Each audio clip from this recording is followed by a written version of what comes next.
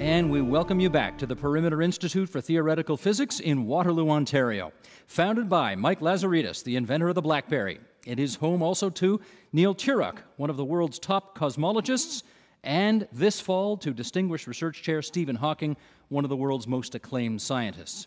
It is also the host, along with the University of Waterloo, of this week's Equinox Summit, a gathering of thinkers, analysts, policy experts, and representatives of the energy industry, and their task is to come up with a blueprint for a low-carbon, electrified future by the year 2030.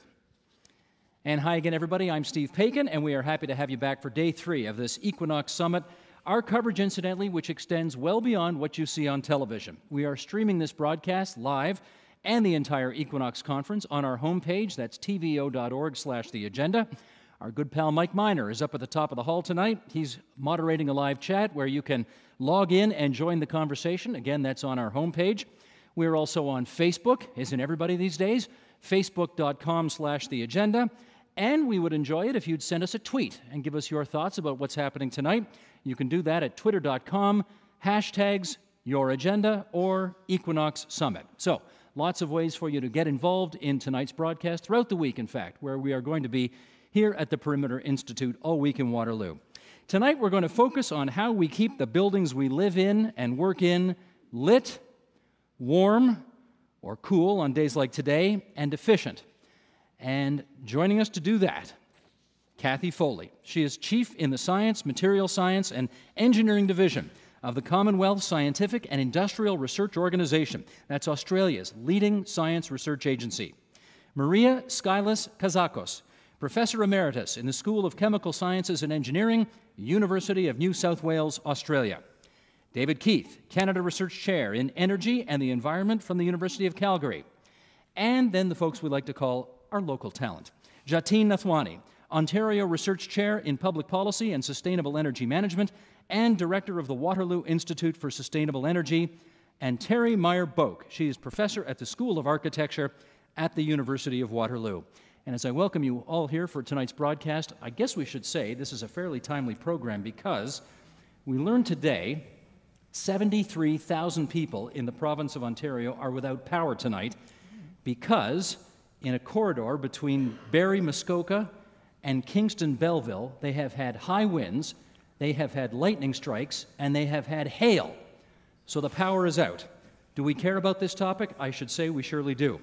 Now, before we start imagining a more efficient future of energy, we've got another one of our handy-dandy video background pieces. So Michael Smith, if you would, roll tape.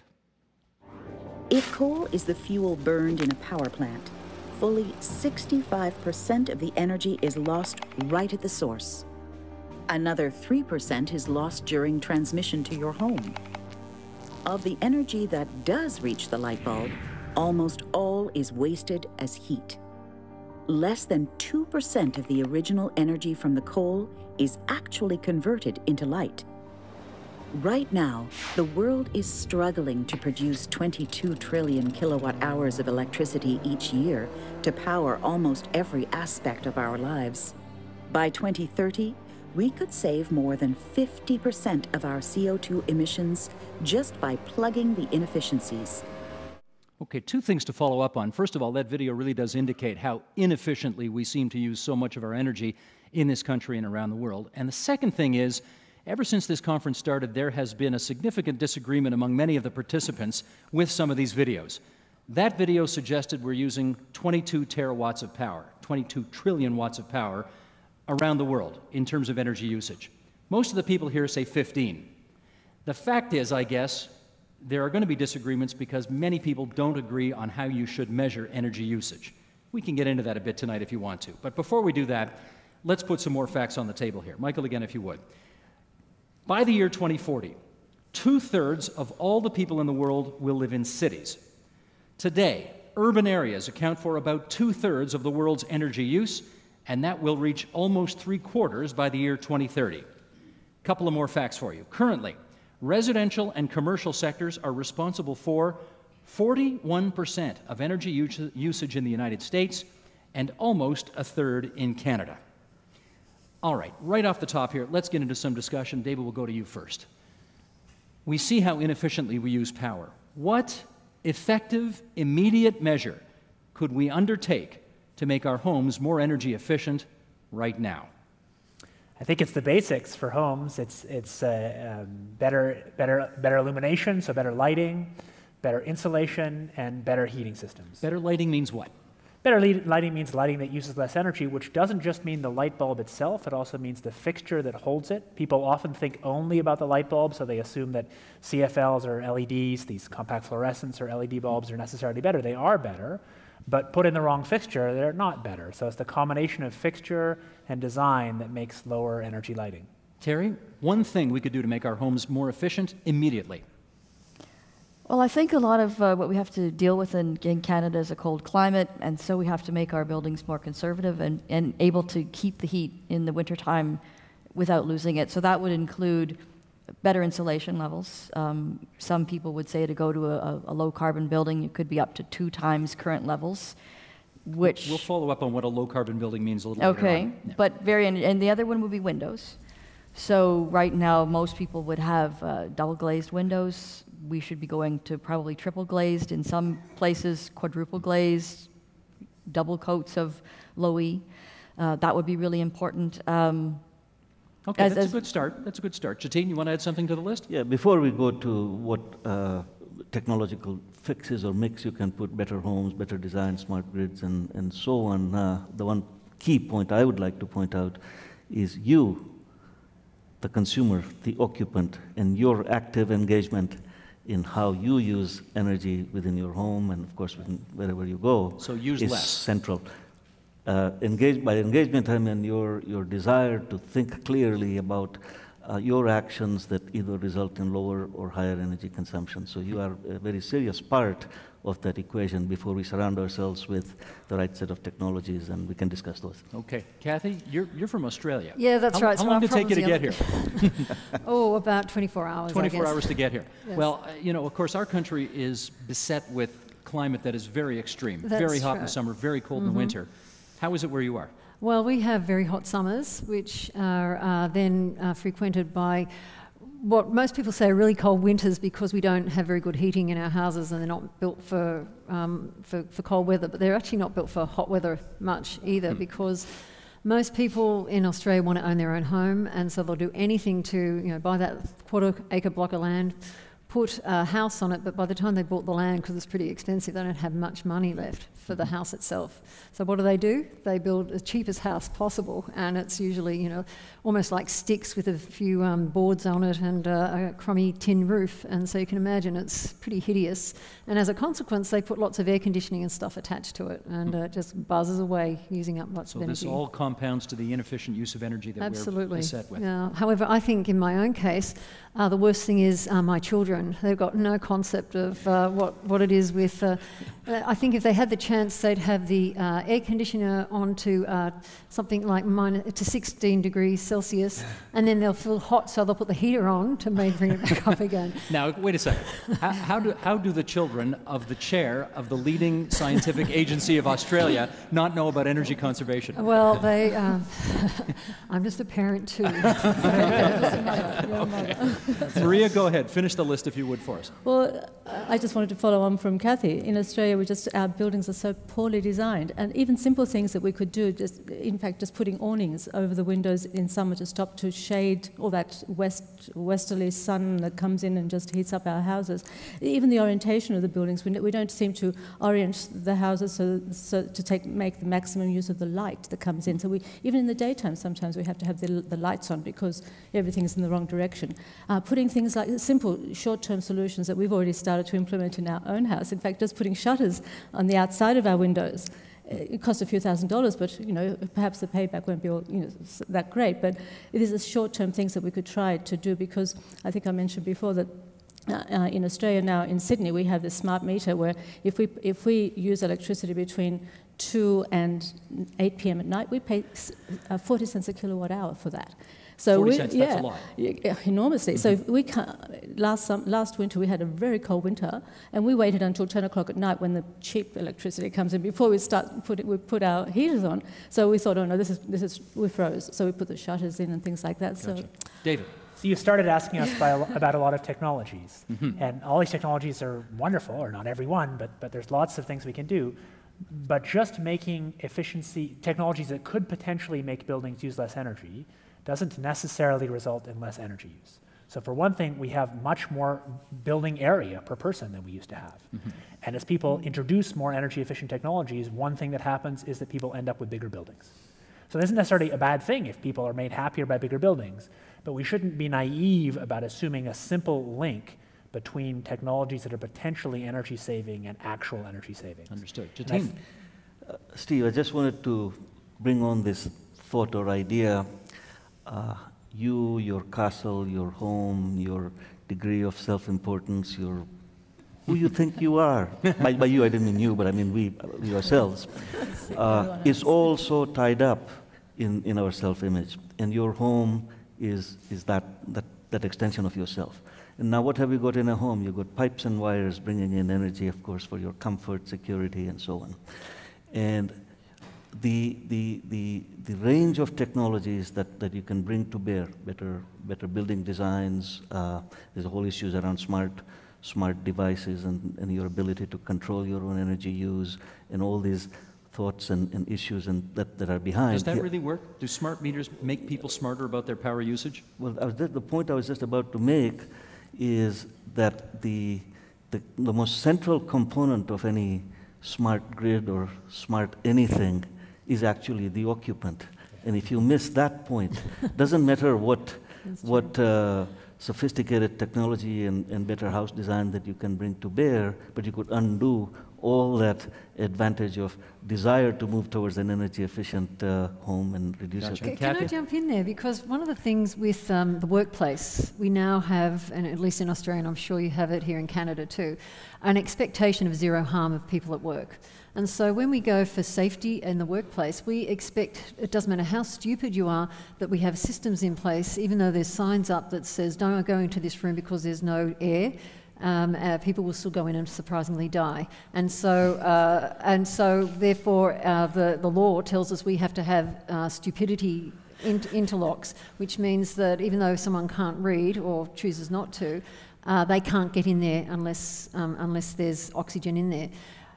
You were just saying that humans make that, with all the gadgets in the world, we still will make decisions. I'm just wondering whether there's the potential in the future of us having gadgets that actually, it's almost like, HAL in the Space Odyssey, which says, no, you can't open that and take over. It's a little bit, sort of this is 2001: A Space Odyssey. Yeah, that's right. Terry, go ahead. I would go to say that one of the biggest problems we have is human behavior, and the behavior that has come to depend on gadgets. So before we had electricity and thermostats and that central little thing on the wall, I remember as a kid, mom and dad would set it back at night to save money, and then, mom would get up in the morning and she'd put it up so that we'd all get out of bed. But now we've got the one that's all programmed, and someone in the house is the geek and they program it, and then everybody else just stops. And the only thing anyone does is in the summertime, from winter to summer, they switch it from heat to cool. Right. And then they switch it back. And what happens is that people don't know how their house works. They don't know where the sun is. They don't know what the weather's like outside. And they don't realize that there's probably, even in our climate gets very hot and very cold, there's probably 4 months of the year they could have everything off, and they could be bothered to open the windows and shut the windows and open the blinds and shut the blinds and disconnect from the grid for heating and cooling because we really don't need it. David, why do we never think of this stuff? We don't think of this stuff. People don't want to. People are the lazy. truth is, I grew up in a family of energy geeks, and we were very careful about shaving the energy use of our home, and did actually by a factor of 2. But most people don't think about it, and they don't want to think about it. They want to think about who they're having for dinner or what TV show they're watching. That's true. Let's talk about high IQ buildings if we can. Cathy, I'll go to you first here. There are smart meters that we've been talking about, but then there are also smart buildings. What would we do to make buildings smarter? Well, that's a really good question, because there are, of course, lots of things you could do, from smart metering, which says, I guess it gives you some feedback so that if I am doing things like turning on every possible electrical appliance, whether we're using a beautiful sunny day and we're putting all our washing in a clothes dryer, it's sort of somehow or other is able to let you know that that's maybe not a good idea. You could have things which are in there to make it smart. But in reality, I guess it's all about having sensors that allow you to sense something and therefore take that and make it into information that allows some other thing to happen to mitigate whatever it's sensed. I mean, that would be what I would see as being smart. But I don't know that that's really realistic. I would imagine it adds a cost to things. And probably it's more passive approaches that's going to make a difference. And I suppose, I think you look like you want to say what those passive approaches are. I was going to let you finish. Oh, right. Yeah. So, but there are numerous passive approaches from just the first thing is making sure you design the building well and then use the right sort of materials along the way. And I suppose the other is having the built part of our environment and the things like the energy and the water that we bring into it, that they're appropriately, I guess, optioned up so that they actually are fit for purpose. Gotcha. Jatine, so you want building to on more or less the same point, but the idea that if we bring in, let's call it smart devices that give you real-time feedback control, so you're aware, the tools are there for you to be aware of your energy consumption. Let's say you have that available. Now, some people may choose to be indifferent to that or not.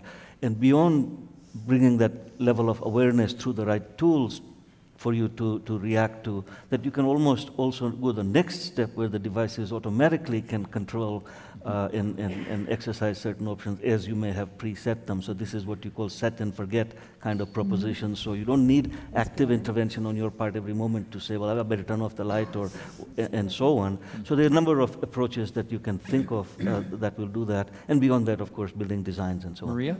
Well, I think things like that can be probably too expensive for the individual house, but certainly for the workplace where we have a lot of fairly expensive buildings, and just simple devices like sensors that can, in fact, even in our laboratory, we've got this super duper system where the light goes on when you enter the laboratory, it switches off by itself when you exit. The same in the lecture theatres. They switch on when they know that the lecture is about to start and switch off. And if you go over time a few minutes, you end up in the darkness because so it gives you a good incentive to finish on time as well. So. So a lot of smart things that could be done to make sure that we don't waste energy. Okay, Terry, you used an expression earlier about carbon neutral design. Tell us what that means. Well, a low carbon or a carbon neutral building is designed to use no fossil fuels. And so you have to design a building that is very conservative, very tight in terms of its energy requirements, which means going back to the idea of good design, so that you can power everything that you use in the building with renewable energy, be that photovoltaics or wind. It could be from a combined heat and power plant that could be on the building or a community shared resource, so that you do not end up purchasing any fossil fuel to use. And so that requires really good design of the building in terms of like a tight building that doesn't require an awful lot of energy in order to power it. Who's doing this well? I would say there are very few true carbon neutral buildings out there. There's probably about 20 or so in the United States. There's some in the UK. Is there one we'd know? Is there something iconic we would know of that's a carbon neutral building? Well, probably the most famous one in the U.S. is the Aldo Leopold Center in Wisconsin. It's LEED Platinum, carbon neutral. They designed the entire building, which was quite an interesting proposition. They had a budget for PV, which was $250,000 US. They had their own forest, so they selectively took the wood from the forest. They had a pile of logs. They milled them. They showed that to the engineer. They said, this is what we have in terms of our structure. They said, this is how much PV we can have, and therefore the building has to be able to work with these two components. And they designed a beautiful facility that totally balanced everything out. Let me hear David and then Jatine on this as well. I think we've been talking all about smart buildings, but we need smart policy. So one thing is we need policy that actually pays attention to what happened. A great amount of government policy in buildings has been what engineers call open loop, where we propose a policy that gives a subsidy for what have you, insulation or lighting of some kind, and then we essentially don't measure the results. or we overinterpret the results. So a lot of money gets spent, and we don't know what part of that money actually is cost-effectively helping drive down energy use and which isn't. Well, do you want to take the real example, the real day example? Here's a classic example. The Canadian government introduced a policy to try and push people to use compact fluorescence, and they estimated in the official budget, actually, I had a whole bunch of students look at it, how much energy it would save, and they neglected a basic fact, which is big chunks of Canada, especially Quebec, are hydropower heated. And a hydropower heated building, making a more efficient light bulb actually does you no good at all in the winter, because the heat's going into the building anyway, so any amount you save in the light just goes on in the furnace, zero. So they actually turned out, we overestimated the energy, the carbon savings from that policy by about a factor of 2.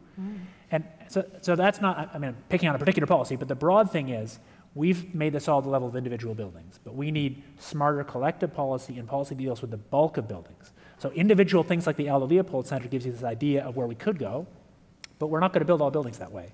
If we want to make deep cuts in the actual emissions from the building stock we have on a time scale of a few decades, we need to think about a lot of stuff that's not very sexy that you can actually apply across a big chunk of the building stock. I feel like just polling the audience on this, because I try to follow this stuff, but I got to confess, I've never heard of this building in Wisconsin. Can I see a show of hands here? How many people have heard of this Leopold building in Wisconsin that is carbon neutral? Okay, hardly any hands are up in the house right now. Until they build one of these buildings in New York, Chicago, or Los Angeles, I got a feeling no one's going to know about it. That's fair to say, isn't it? I would say that's true, and I think there are huge barriers to doing this, and part of it is the reporting back. There are an awful lot of innovative buildings, high-performance buildings that are using all sorts of different strategies to reduce energy.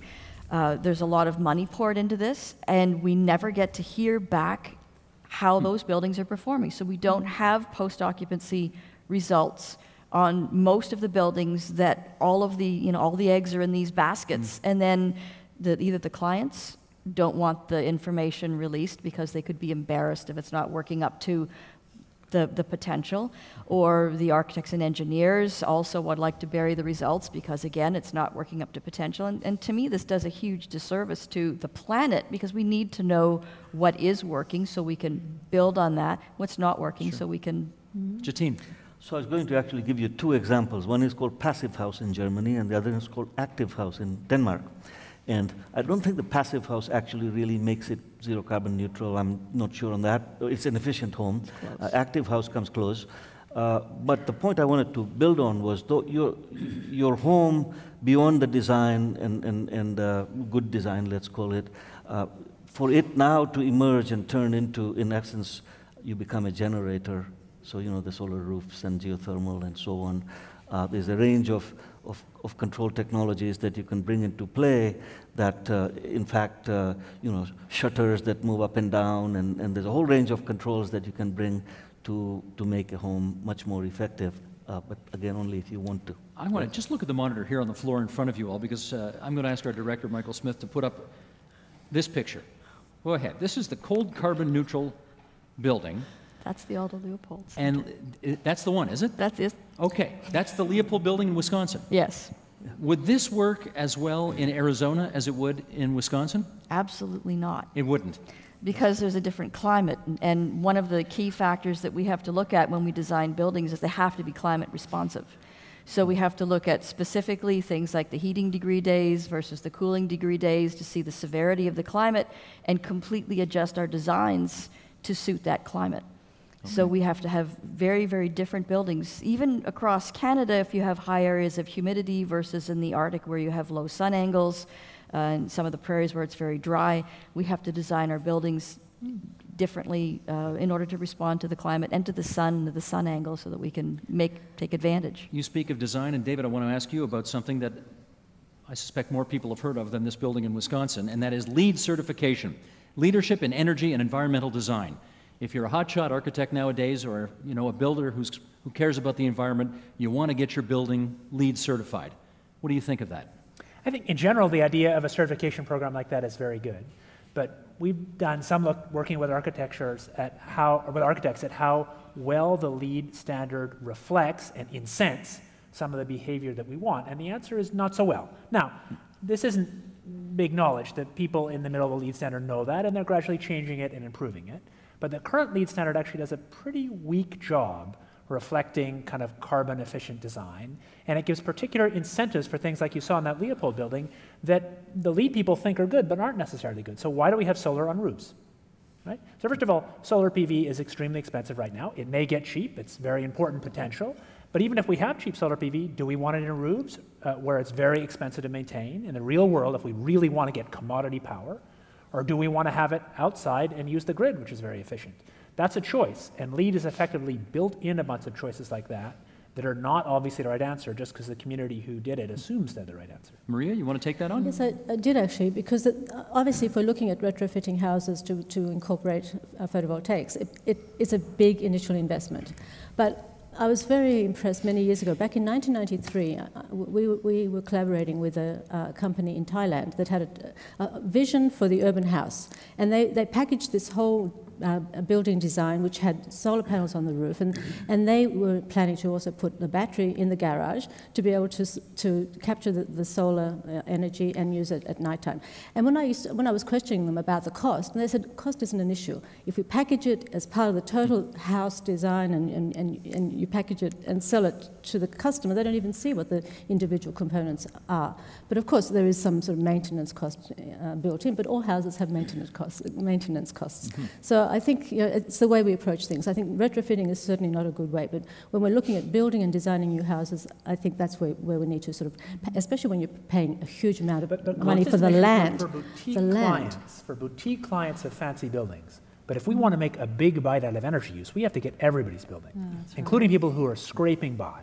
And we can't impose huge costs on them, and we do have to think about cost efficiency. Jatin. And if I may to add, LEED or energy storage and various ways of the performance over the last however many years, 30 years, has not been all that great. And I'll give you one good example, written up by David Mackay in his book, Sustainable Energy Without the Hot Air. This is at Cambridge University, so they've designed one building with all the fantastic new energy efficiency perspectives in mind, design and so on. And then they looked at the energy consumption in that house, in that building per square meter use of energy and so on. And then looked at a building, number of buildings just next door to it, built 30 years ago, absolutely zero eco anything in mind. And looked at the energy consumption in these things which were supposed to be, let's call it bad buildings from the earlier era. And the energy consumption was not all that much better in the new design. It was better, but it wasn't a substantial margin. And if you look across at the literature, you're looking at perhaps 20-30% maybe improvement, and it's not all that spectacular is all I'm trying to say. A simple fact, the energy performance of buildings, LEED buildings, is only very weakly correlated with their LEED rating. Well, and part of that has to do with the only about 25% of the LEED credits are in energy optimization. And there have been studies done that show that most of the people that go for LEED will go for the easier credits than the energy credits. Now, I think that when LEED was created, which was in the mid-1990s, this was before The Inconvenient Truth and Al Gore, and it was about a holistic, sustainable design. So it wasn't targeted at energy efficiency. It was targeted at materiality and sustainable environments and sustainable sites and interior comfort. And so it's a very broad-based idea to change and transform the market. And there it has succeeded, but for energy, that's not what it was designed for. I just want to give Mike Miner the heads up. We're going to come to you in just a minute, Mike, and find out what's going on online. But Cathy, I wanted you to speak to the cost angle, which is, we've heard here in Canada, yes, get those photovoltaics on your roof. It'll pay for itself in energy savings over 20 years. But how many people are going to be in there? I mean, the house will be around for 20 years, but the people who will realize the savings won't be there for 20 years, and so there's not much uptake. That's a really important issue you raised, and in fact it goes back to what David was saying too, is that most people actually don't earn a lot of money. I mean, it's, I think most people live hand to mouth, and the idea of having a requirement because society wants us to have energy efficient houses because of things in the past which has led to us having a society where greenhouse gases are getting out of control and we've got potential of climate change, or we're experiencing climate change now.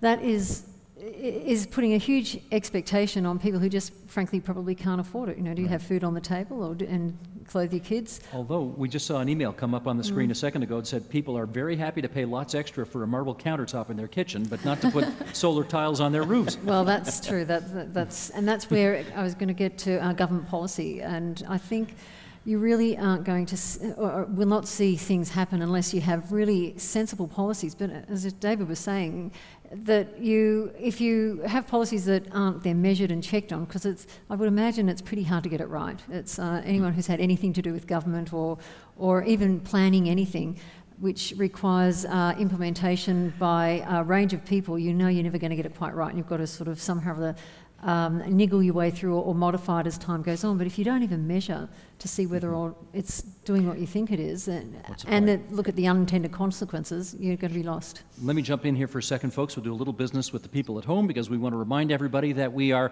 at the midweek point in our week-long series of programs here at the Perimeter Institute for Theoretical Physics in Waterloo, Ontario. We're watching a lot of very smart people from around the world gather here in Waterloo for what they're calling the Equinox Summit. They are trying to write up a blueprint for a smarter, more efficient use of energy, a blueprint for policy towards the year 2030. Because as all the videos and all the experts suggest, we are potentially going to double our energy usage on this planet over the next 20 or 30 years, and we can't keep going the way we're going. Go to tvo.org/the agenda, our homepage, to learn more about the summit, to join in our web chat, to watch the live stream, or coverage of the entire conference. There are a lot of terrific and fascinating speeches that take place, presentations during the course of the day. You can catch it all on our website. And while we're having this conversation here, it's happening online at an undisclosed location. No, wait, actually just up there in the top of the hall. Mike Miner is standing by. He's moderating the online chat. Mike, what are folks saying? There's a lot going on online up here. People are sharing links to various carbon neutral buildings, a lot being shared about different techniques and products and things they've tried themselves. One person said that in the middle of the program she went and turned off the lights, so we're making a difference. But they've been talking about how much they think about energy conscious changes to their behavior. And the way it often comes back, Harmit said, yes, I'm always thinking of ways to save money, and it's really coming at it from that economics background. One person pointed out that the 100 years of abundant energy is kind of the exception in human history, and she thinks that people can come back to using less pretty easily. During the winter, she says it's Tundi. People should realize it's normal to wear sweaters and slippers instead of bare feet. We don't have to live in saunas all the time. And the other thing that they're talking about is how do you get people to change their behavior? There's a lot of confidence here that changing the price and policy can get us there. Thirsty Mind says that behavior changes with price, that we need to change the price signal by implementing carbon taxes, and the market innovation will follow. Some people are even more enthusiastic than that. Gina wrote, I want a carbon tax with an exclamation point, and then she waxed nostalgic for Stéphane Dion. So that's the type of community we're living in right now. Okay, Mike, thanks very much. Keep moderating away. I just want to say, actually, for the people in the hall here, I'm sure you figured this out already, but on the big screen up above us here, Michael, grab a shot of that if you can, the tweets, the emails, the online conversation, that's all happening here. So in addition to following the dialogue here on the main stage, as it were, we also see the people doing that as well. Let me also, keep the shot like that if you would for a second, Michael. I want to try something. We haven't done this in our 2 days previously, and Kevin, who designed the set here, assures me that we can make some fancy stuff happen. We're blue right now. Can you do something with that? I'm just wondering how smart the set is, that's all. Can you change it from blue to something else? I'm just curious. Because the guy who designed the set swore that we could. Technology always works. How about this? I guess we can't. No, now Kevin, you promised me that if I asked for a set change, you would show that it could be done. But David is right. Technology always lets us down in the end, doesn't it? And here I was, wait a sec. Like most technology, a little slow, but eventually it gets there. Okay, we're purple right now. I'll take that as a victory. Okay, we've talked smart houses, we have talked smart buildings, let's talk smart cities. And to that effect, I want to talk about Fujisawa, Japan. Small place about 40 kilometers west of Tokyo. They describe themselves as a fully integrated, eco-town by the year 2014. That's what they are aiming to be. They have a development of 1,000 homes that will be built to be more energy independent than any other modern town through an integrated smart energy and smart grid system. And the aim is to reduce energy, produce solar electricity, and use battery storage in each home. And the town says it can reduce its CO2 emissions by 70% from its 1990 baseline. Maria, is this the future? Well, that's the future I would like to see, definitely.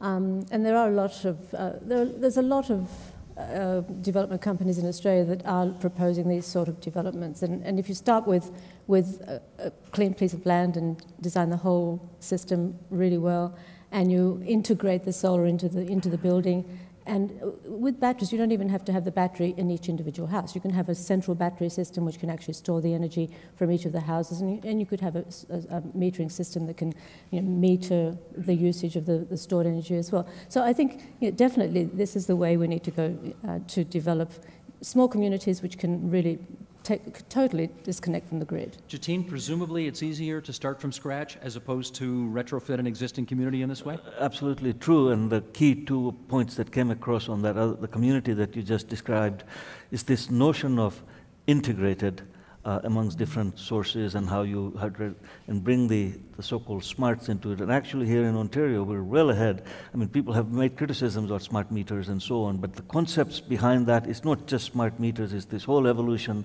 moving down the path that begins to get sets of solutions integrated into both our homes and businesses and move down the path that gets you to ultimately your desire to be both an efficient home, a lower cost home, and lower carbon footprint for that matter. David. Let me try and weave together 2 threads, the carbon tax thread and this one. The outcome I want, I think we all want, is a society that has a smaller environmental footprint, 0 carbon, fine. But what that policy is effectively doing is saying, we know the answer is standalone homes that aren't grid connected. Well, maybe. Actually, I think connectivity is great. I don't see that as the right answer at all. I see it as a technology forcing answer that may really spend a lot of money that we could much more effectively spend elsewhere.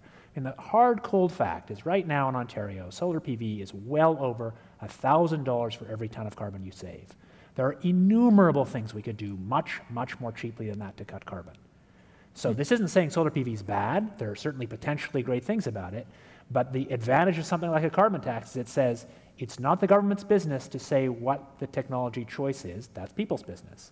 It's the government's business to say what is the social good, which is, in this case, less carbon emissions. Do you get the sense, though, that this is too complicated for Mr. and Mrs. Everyday Ontario, and we just want you to make the decision for us? No, but the brilliant thing about carbon tax or something like it is you just see it in the prices. Once you've taxed carbon, all people do is think about what they think about anyway, which is saving money, and they don't have to think. I mean, there's no way you want every citizen thinking about all the details of their home. You want them to think about saving money, and you want to impose prices and design standards and architectural standards that help make society have a less footprint. Okay, well, let me ask all of you again once more to look at the monitor here on the stage in front of you. And Terry, I'm going to ask you to sort of do a play-by-play for us here, because we're going to look at 3 different significant cityscapes. There's the Chicago skyline. And flip it over, Michael, to the next one. That's in Toronto. That's the RBC building in downtown Toronto. And then, Terry, this is a picture I think you took in Berlin, Germany. It's the GSW headquarters.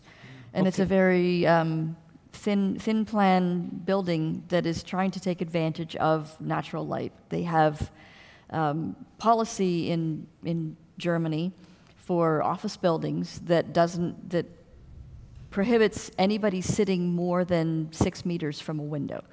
So instead of having deep plans and needing a lot of artificial lighting, they should be able to light with daylight for all of the daylight hours. And on top of that, there's natural ventilation requirements as well. So you see in the previous building, which was the RBC building in downtown Toronto, they're using differentiated facade design, so that if you're facing south, there'll be shading devices to keep the heat out, and if you're facing north, you don't bother with them because it's not required. There are a certain number of operable windows. And that allows a building, if the power goes off like it did August a few years back, that everybody doesn't have to ditch work and take a few days off because they'll die. So wait a sec, can I just make sure I understand that? There are windows in skyscrapers that you can open? Yeah, and one of the advantages on the GSW building, which is a double facade construction. Because if you open a window on a skyscraper and you have sensitive papers on your desk, you just might not want them flying out to the street. So one of the things that they've done with the design of these facades is a kind of a buffered system so that the wind isn't coming directly in, but it's circumvented, but it still gets in and you get fresh air change. It also cuts down on the downtown noise, so you don't have acoustic problems. And there are ways to close some of the vents and open them so that if it's a busy traffic, like up till 10 in the morning when you've got cars going by and you've got exhaust, you can shut them so you're not sucking that bad air in. I do want to follow up on that with Cathy, though. What do you think about the notion of having skyscrapers where you can open the windows? Anyway, I'll follow up in a second, but let's start with that. I guess the first thing I thought was I hope everyone loves their job and their life, because open windows in skyscrapers can lead to suicidal tendencies. But the double facade really does help that. That helped. I sort of thought, thank goodness. But look, I know in my own laboratory at CSIRO, people hate being in rooms where there is no window, and in fact, people work best when they've got a window. We have, even if it's a window onto a corridor, we have a clean room where people gown up to make devices, and we put big windows in the clean room, because we found that when you didn't have a window and you're working in this closed-up room, people actually had high levels of mental illness and distress and anxiety. Just by putting windows in and just seeing people walking by, it reduces it completely, and it takes it away as a health and safety issue for the workplace. Are these designs prohibitively expensive, though? I don't know about the cost of that sort of building. That was what I was looking at before, was thinking the aspect ratio is almost like a carbon nanotube in a building, and it's so I'm curious to know too, if you had a cyclone through, would it actually knock it over? What's really interesting to understand about buildings, and a lot of this goes with cost, and whether it is an owner-occupied building, which that one is, or if it's a commercial building like done in North America, which is flipped and it's tenanted, that 80% of the energy that buildings use is operating energy, and 20% is embodied energy. And over the life of a building, the cost of, say, the structure over 50 years might be less than 0.6%.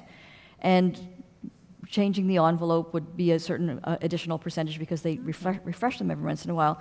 But if you can design a building whose envelope radically cuts down the requirements for the operating energy, then you're in the chips not that long down the road. And with energy prices only going up, then it's a win-win situation in the long term. Well, we did see that, actually. One of the silent tweets that just came up while you were talking, the poster suggested the only education people need is the size of their energy bill.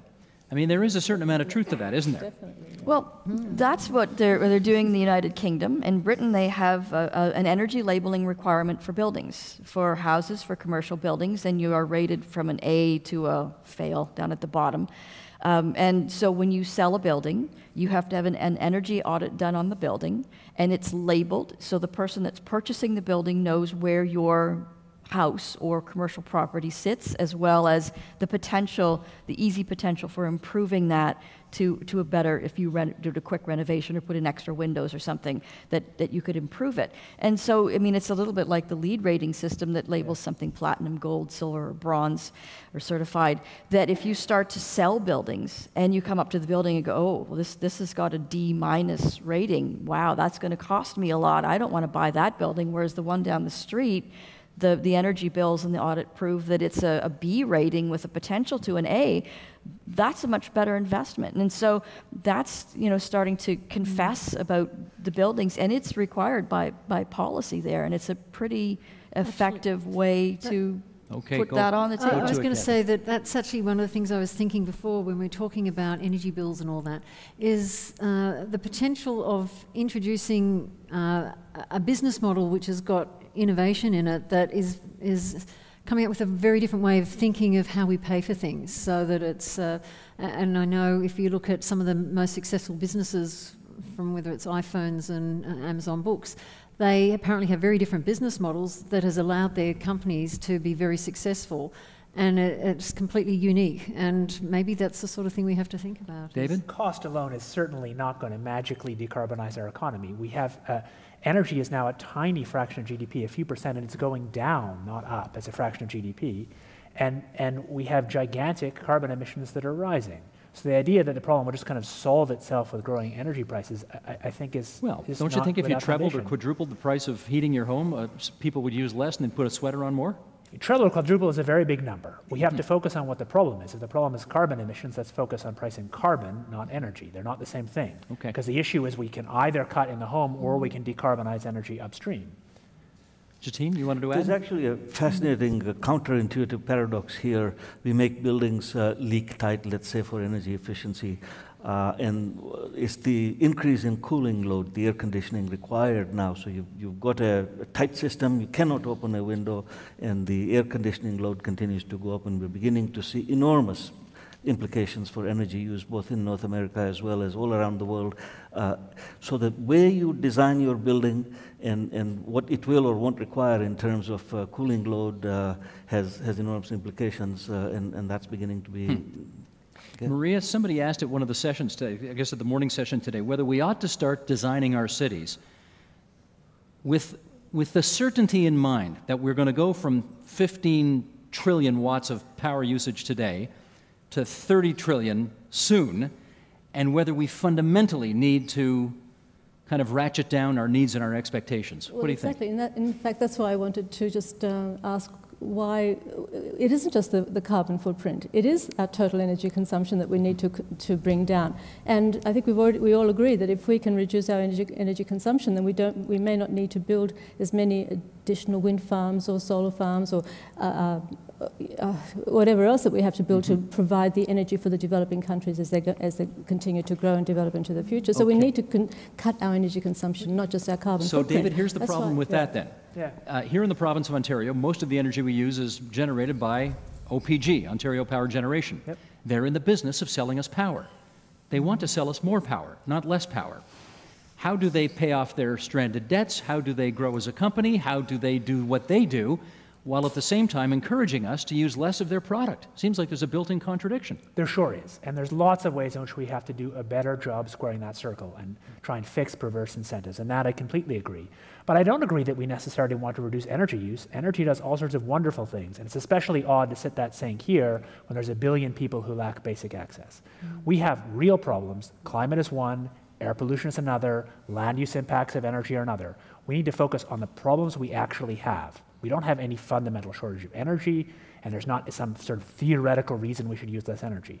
Let's focus on real problems we have today and deal with those. That's on you. Okay, let me hear from Terry on this. It's a global problem, and we're all on one planet. And the problem right now is that China is outstripping us in construction. And we all know that they're really good at making knockoffs. And they can make A-grade knockoffs and B and C, and if you buy the wallet on the street, you know it's a D-grade knockoff, and the A1, you won't be able to tell the difference. The problem is they're knocking off our buildings. They're knocking off our lifestyle. And there's a lot more of them, and they're ratcheting it up big time. What do you mean they're knocking off our buildings? They knock off what it looks like. It looks like one of our skyscrapers. So they want that look, that appearance. And so they build it as they build it. And it's not built as well. And it's not built to the same standard, and it has the look of one of our buildings, but it's not performing like one of our buildings. I mean, Canadian construction is world-class construction. And even our housing is wonderful in terms of its efficiency. After the 1970s and the oil crisis were exemplary. But what we have to do with our buildings and our attitude towards our very consumptive lifestyle is to cut it back, because we can't say we can just keep doing this. We have lots of power. Well, David just did. Well, I would beg to disagree with that, because then everybody else is entitled to do the same thing. Okay, and Jatine, what do you say? To make the disagreement perfect from across the floor, I'm with David on this, but in the following way. I think we underestimate the improvement to our quality of life that energy provides. And having said that, it doesn't mean we should go on a tear to continue to expand energy consumption at a very high level. But this simple-minded view that cut energy consumption down, first, how do you do it in a society where consumer sovereignty kind of prevails. So Are you calling your colleague from Waterloo simple-minded? Is that what you just did? would I ever do that? No, but why do we have to be wasteful with the energy? agree. No That one's advocating waste. No one's saying we should be wasteful. Yeah. We're saying we should focus on the problems that are the actual problems. And energy per se is connected with lots of problems, but if we just focus on energy, we won't effectively tackle the problems that are actually killing people and changing the planet. Okay, with a few minutes to go here, let me put one more thing on the table, and that is, you did so much work in Germany, we're going to stay in Germany. Another aspect of new smart technology involves turning our homes into energy generators, not just using the power, but also sending it out as well. Michael Smith, last graphic if we could here. Freiburg, Germany. A development in this Black Forest town produces 4 times as much energy as it consumes. And the secret to Freiburg's success is, you've heard of this in Ontario, the feed-in tariff program, the FIT program, where anyone generating electricity from solar, photovoltaic, wind, or hydro gets a guaranteed payment of 4 times the market rate. Okay, this program, is remarkably controversial here in the province of Ontario, but here's someone else, Cathy, who's doing it, and they seem to be having good success with it. Is it a good idea or not? Well, how do you measure success? Yeah. And Big buy-in? And who is? Yeah, that's true, but who's subsidising it? And therefore, and I would imagine it's the government that is subsidising it. So what aren't they doing with the money, that they should be using, maybe in hospitals or? Look, I don't think it's sustainable, and I think it might be a way of, sort of an entry approach to try and get people to be turned on by it. But it creates then false expectations, so that people start planning for something and saying, well, I'm going to do this, that, and the other on my house, and then just as they're about to implement it, then suddenly the tariff is turned off and people just go back to the way they were. But philosophically, David, isn't it a good idea to get homeowners thinking about being generators of power as opposed to just users of power, and in our case, probably wasteful users of power? No, I don't think we necessarily want to make power in people's buildings. Making power has lots of environmental consequences. It's not clear it's easier to control them on people's buildings. We want to focus on the real problems we have: air pollution, climate, land use. And to do that, we have to accurately target those problems. And these feed-in tariffs that are extraordinarily expensive and have had remarkably little impact in terms of really cutting emissions are cost ineffective. And we have a big enough problem. Remember, for the climate problem, we don't want to make a 5% cut. If we want to solve this problem, we have to cut to 0. Right. You don't have to do that by efficiency, because you're not going to cut energy use to 0, are you? Jatine, So it's as simple as that. I think I'll agree with David again on this point, and I would be only supportive of feed-in tariffs if first done right, and that if it would promote innovation so that you actually eventually would get down to a lower cost structure. But if the idea is to shut down coal plants and replace them with renewables that you encourage through a feed-in tariff, how can that be bad? Well, there is a point to be made that at some point you could provide that level of incentive, and there are other ways to do it. Feed-in tariffs is one, and if you want to try and move down the path. But if you do a complete open-ended feed-in tariff that has all manner of downstream consequences around consumer cost impacts and so on. Short answer, how could it be bad? With the same amount of dollars spent, the German government could have cut much more carbon emissions in many other ways. 20 seconds left, Maria. But I really think that wasn't the whole point of it. They weren't trying to cut down emissions. They were trying to stimulate and kickstart the PV industry. And I think they were probably successful from that point of view. A lot of companies started up, and they've started up a new renewable energy industry with a lot of new jobs. They knew what their motivation was. And that's what their motivation was, not to we mix cut up back. what are we trying to achieve. Yeah. Exactly. But we still have to design the buildings better. Sorry, Terry. We have it. So says the architect gets tricked. Because otherwise the PV will never be able to Maria's supposed power to get the last word. That's our tradition here. She did it last night and tonight again as well. Anyways, guests, thank you so much again for coming from fairly near in the case of 2 of you, and a very long way in the case of 2 of you, and a pretty far away in the case of a 5th of you. Audience, thank you for taking time out of your schedules to join us tonight, and we hope that you found the trip down to the Perimeter Institute worthwhile.